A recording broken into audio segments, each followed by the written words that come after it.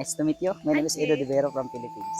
Nice to see you. Kung titingnan natin is nakatutok doon mismo sa dagat. Ang ibig sabihin, parang protection siya ng Negros Oriental. Makikita din natin dito ang lawak-lawak ng mga solar panel. Ito ay ang barkong Victoria na isa sa ginagamit sa ekspedisyon sa panahon ng mga Espanyol. Nakakalungkot lang isipin dahil yung iba pala dito na mga unggoy, hinuhuli ng mga tao. Unti-unti na silang lumiliit yung bilang itong endangered species. So kung mapapansin natin, yung mga singaw, ayan, init. Color red, yung, init talaga. Dulot nitong Mag-Aso, isa sa pinakasikat na tourist spots dito sa Valencia. Kaya dinarayo ng maraming turista, local man or mga foreign. Kung ginagano natin siya, is parang meron siyang tinatawag na taya sa Bisaya. Or ewan ko lang kung ano yung tawag sa Tagalog. Kaya nga pala siya tinatawag na Pulang Bato Falls dahil pumupula yung bato dulot sa tubig na rumaragasa dito. Iilan lamang ito sa napakagandang tanawin dito sa probinsya ng Negros Oriental na dinarayo at pinupuntahan ng maraming turista.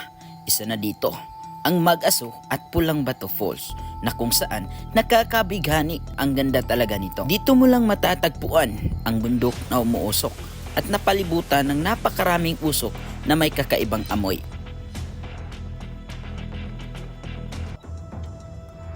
Good morning mga ka-idol at nandito na naman ulit tayo sa panibagong vlog.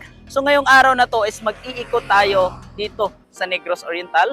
Ayan, at bibisitahin natin ang ilang parte ng mga magagandang tanawin nitong probinsya ng Negros Oriental. Kung mapapansin nyo is nasa likuran natin, ayan, ang lawak-lawak na tubuhan. Dahil ang Negros Oriental ay isa sa sentro ng sugarcane sa buong Pilipinas. At dito itinayo ang napakaraming factory ng mga sugarcane. Bukod rin dito sa mga dami ng mga sugarcane na itinayo dito sa probinsya ng Negros Oriental, makikita din natin dito ang lawak-lawak ng mga solar panel. Itong mga panel na ito ang nagsusupply dito sa Orsumpo. Dito naman banda is makikita natin, ayan, yung isa sa mga may mga usok na lumalabas dito sa Orsumpo.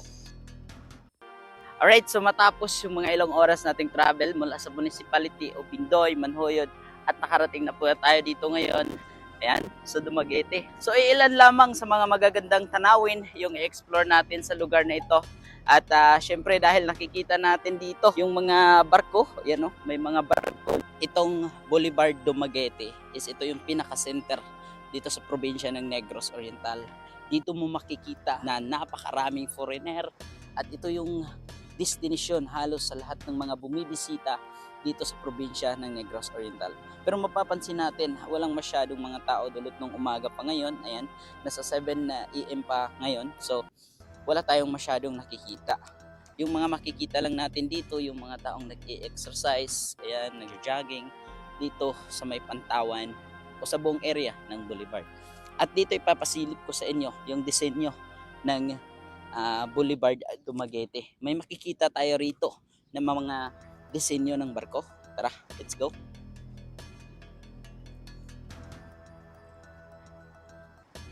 Ayan, ito mapapansin ninyo. Ayan, may Panilongon, Negros at ruta ng ekspedisyong Magallanes, Elcano sa Pilipinas. Ayan, so ito yung mga disenyo na makikita natin, disenyo ng barko ng mga sinasakyan ng mga Espanyol sa mga sinaunang tao. So kung titingnan natin sa malayo, is parang disenyo ng kahoy itong ginagawang barko.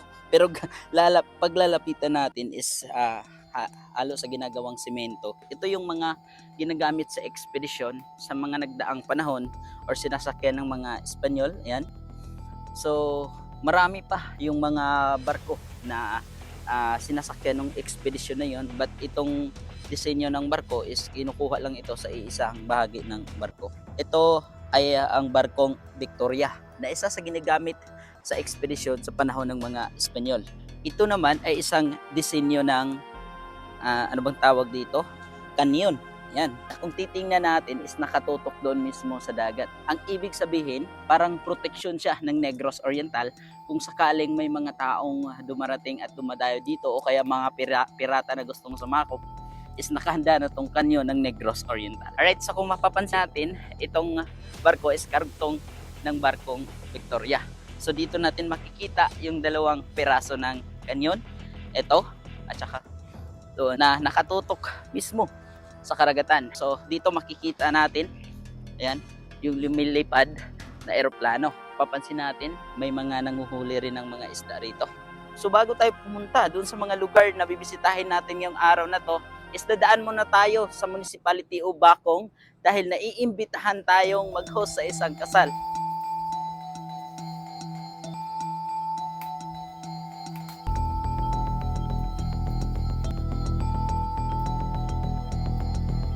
Matapos yung mahaba-haba nating travel, so narating na natin itong Purok Nangka, Lower Kangbukad, parte ng Valencia. Tapos dadaanan muna natin itong monkey viewing.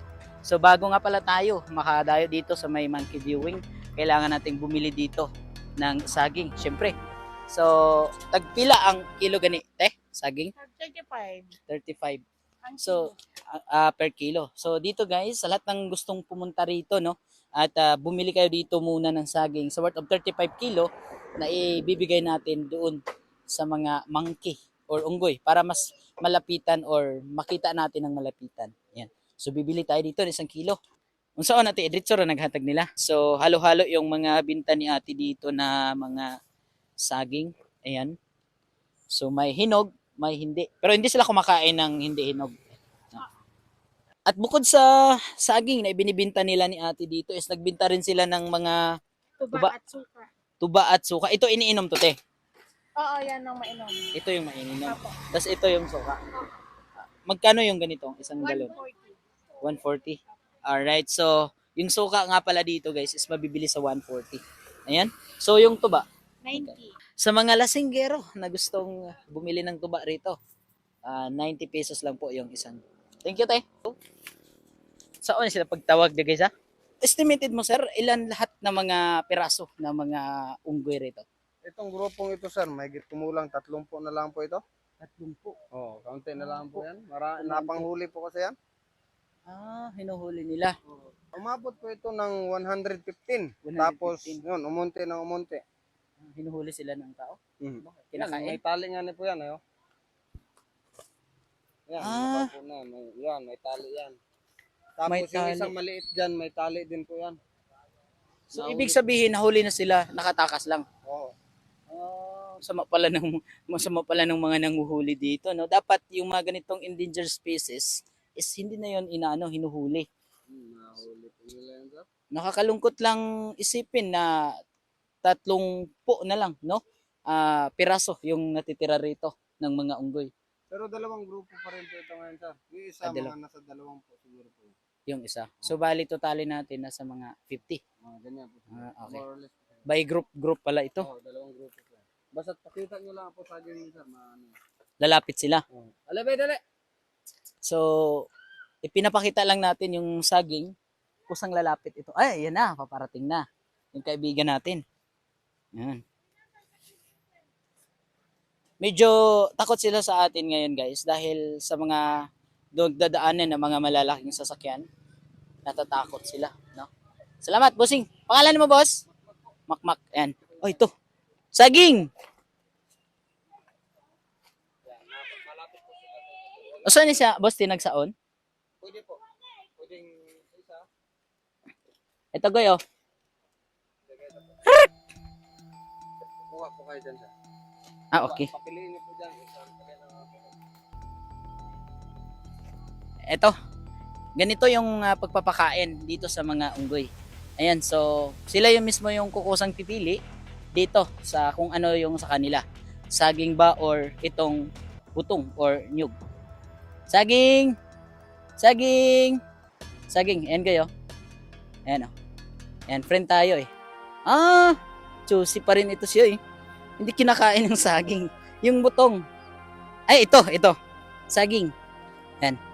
Ang bait naman, no? Wow. Magparami kayo para mas pag bumabalik kami dito is dadami kayo. Ito. Oh, ito pa, marami. Ito. Saging. Yun. Saging. Ito, saging. Ito. Yung ibang mga unggoy is nasa baba, no? Oh, dalawa sa kanya. Oh, ito, my friend. Sa'yo na. Sa'yo na. Yun, ang bait. Ang bait pala. Okay, sir. Thank you.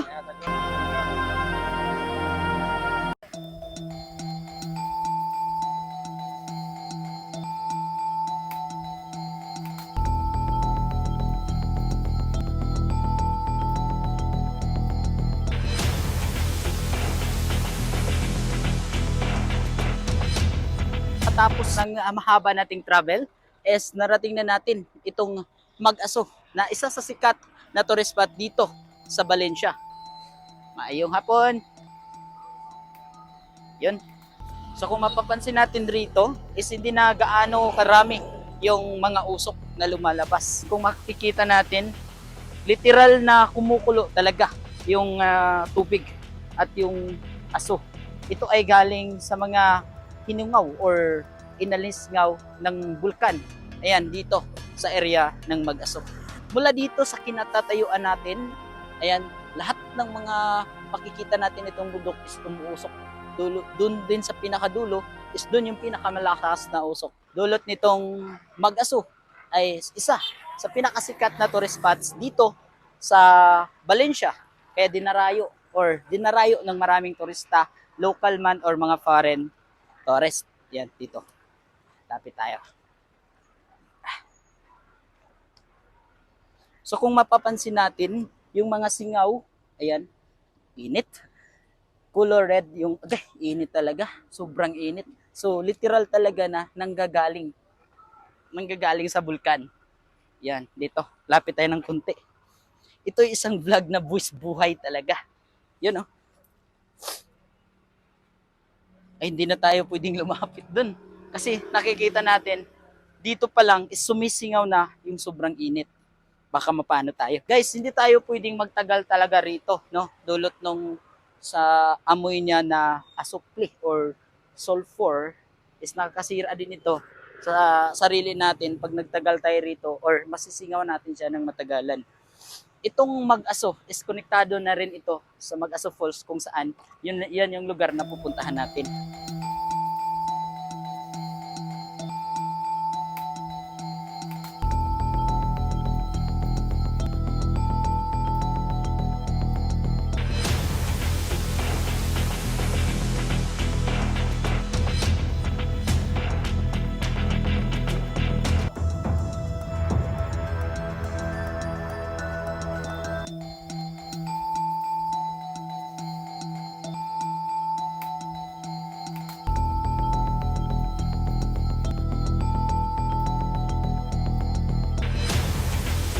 So matapos yung halos 2 oras nating biyahe, is narating na natin itong Pulang Batu Falls. Yun. So dito natin iiwan yung ating motor, syempre. So subukan nating pasukin. Yan. Or i-explore doon sa pinakaloob mismo. Welcome to Pulang Batu Falls. Ay.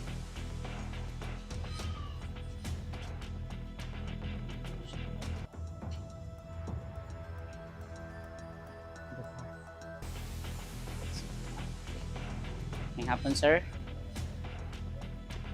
Pila ito ang entrance dito, sir. 100 isa. Okay, valid ba?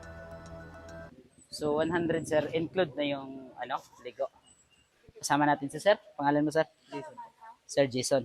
Pwede lang ba mag-vlog dito sa loob, sir? Hindi. Yun. So matapos na tayong magbayad ng entrance, so maghanap muna tayo ng area kung saan pwede tayong mag-relax dahil yung camera natin is lubat na. Let's go.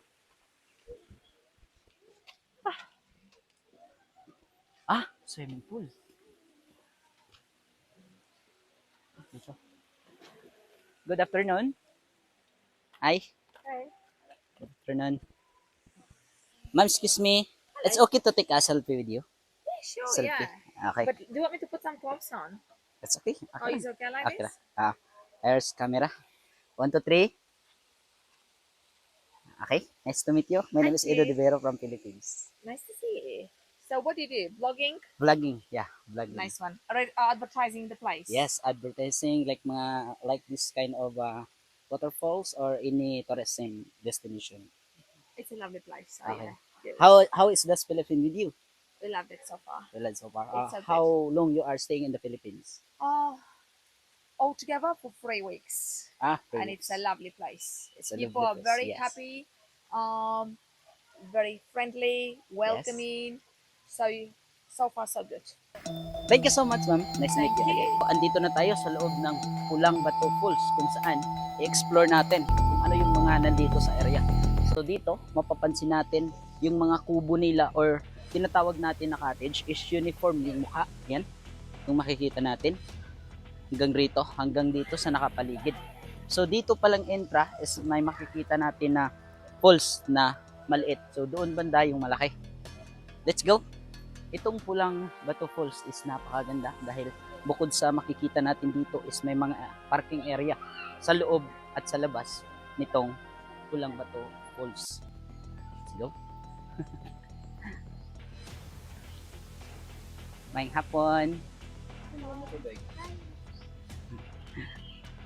Alright, so dito naman makikita natin yung coffee area.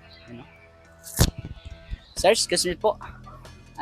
Magkano po ba yung renta ng ano nyo dito? Like mga cottage sa mga gustong magstay or maliligo? Yung cottage sir, 600. Yung sa umbrella, 300. Yung 600 isang araw na po yun. Isang araw. Or depende rin sa yung nagre-rent. Ganyan, isang oras or 2 oras. So kahit isang oras, 600 pa rin. 600 pa rin. Ano po ba yung araw na napakaraming tao dito sa Pulang Bato Falls? Sabado at saka Linggo. Alright, so pangalan nyo po sir? Isagani. Thank you po sir. Dito nga pala guys is tuwing Sabado at saka Linggo ang pinakamaraming tao. So dito rin banda is may pool, no? Kung makikita natin. At saka bukod po dito sa isang malaking pool. So mamaya pupuntahan natin. So kung mapapansin natin, lahat po ng mga cottage dito is magkamukha. Let's go. Sir, may hapon. Hi po, ma'am. Hi. So, ayan. Matapos yung mga ilang oras natin travel, is narating na natin itong Pulang Bato Falls, kung saan makikita natin dito. Ayan. So, kung mapapansin nyo dito, guys, is napakagandang daanan. Ito yung mga pinakasikat na makikita natin sa mga social media. At nga pala, ito silang ma'am kasama natin. At nakasilpi tayo kanina. Yeah. Welcome to the Philippines. Hi. Yun. So, ladies first. Thank you. Thank you. Ladies first, you're welcome po. So dito, makikita natin yung falls. Kaya nga pala siya tinatawag na Pulang Bato Falls dahil sa mga pulang-kulay ng mga bato na makikita natin. Alright, so ito ring daanan is napakatibay dahil gawa ng napakalaking kable. At itong mga panali, yan, so dito explore natin. Siguro yung capacity nitong tulay, ano bang tawag dito? Hanging bridge na gawa sa lubid. Siguro kasya siguro mga 100 na tao rito pag dumaraan. At ang napakaganda pala dito guys, yung mga naliligo dito, lalo na pag mga foreigner, naka-underwear lang. Let's go. Yan. So paglakad pala natin dito, sobrang hawa. Doon sa baba, yung maraming nagpipicture. Tara, let's go. Kailangan nating ma-explore yung area dahil ang oras natin ngayon is nasa 4 PM na. So patiklop na yung dilim. So bago tayo abutan ng dilim, is madodocument na natin yung area dito sa Pulang Bato Falls. Let's go! Look! Yun. Itong haba ng itong hanging bridge dito sa Pulang Bato Falls, siguro estimated natin nasa mga 200 meters ata yung haba. At yung lalim naman, estimated natin nasa mga 40 feet yung lalim. Pero hindi naman siya delikado. Dahil kung makikita nyo naman, yung mga bakal na ginagamit nila is napakalaking kabilya. Yun. So, ang mga ginagamit din nila dito is yung mga bolt or tornilyo na mga malalaki. Yun, no? Dito tayo sa baba. May hapon. May hapon.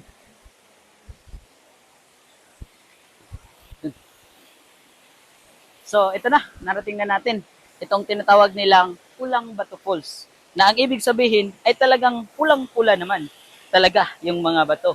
Kaya nga pala siya tinatawag na Pulang Bato Falls dahil pati yung tubig na bumabagsak mula sa itaas is pulang-pula. Ewan ko lang kung ano kaya yung nakahalo. Ayan, so kung ginagano natin siya, is parang meron siyang tinatawag na taya sa Bisaya. Or ewan ko lang kung ano yung tawag sa Tagalog. Kaya nga pala siya tinatawag na Pulang Bato Falls dahil pumupula yung bato dulot sa tubig na rumaragasa dito. So kung mapapansin natin, hindi lang local tourist yung dumaraya dito, pati na rin mga foreign. Kung makikita nyo naman sa likuran, sila ni ma'am, ayan, napakagandang view, di ba? Yun. Dito, napapansin rin natin na hindi lang doon mismo sa may pwedeng liguan, pati na rin dito sa area kung saan may mga tubig na dumaraan. Lahat po ng mga dinaraanan ng tubig is nagkukulay pula. Subukan kaya nating tikman yung tubig kung ano yung lasa. Tingnan nyo naman yung boundary ng tubig. Eto, ayan, hanggang rito yung tubig. Kaya yung kulay pula niya is hanggang rito. Yan, ito, makikita natin. Yun. So, tikman kaya natin kung ano yung lasa nitong tubig na may halong kulay pula dito sa Pulang Bato Falls.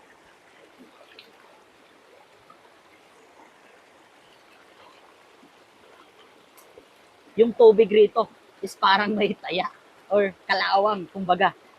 Parang may kalawang talaga yung ano niya. Kaya nga pala siya pumupula dahil hindi lang ordinaryo tubig yung dumaraan rito. So possible na itong kinaitatasan ng Pulang Bato Falls is may mga bulkan. Dito naman is makikita natin sa itaas yung dinadaanan natin na tulay. Kung makikita natin dito, sila ma'am at saka sir is pinagpatong-patong nila yung mga kulay ng mga bato. So maraming salamat sa nagsubaybay sa atin na hanggang makarating tayo sa dulo ng video natin ngayong araw. So hanggang sa muli nating pagkikita at sa mga susunod pa natin na vlog, huwag niyo kalimutan mag-subscribe, click the notification bell at syempre like and share na rin sa mga video natin para mas patuloy tayong magsasama hanggang sa mga next natin na vlog. Ingat at I love you all. Yee!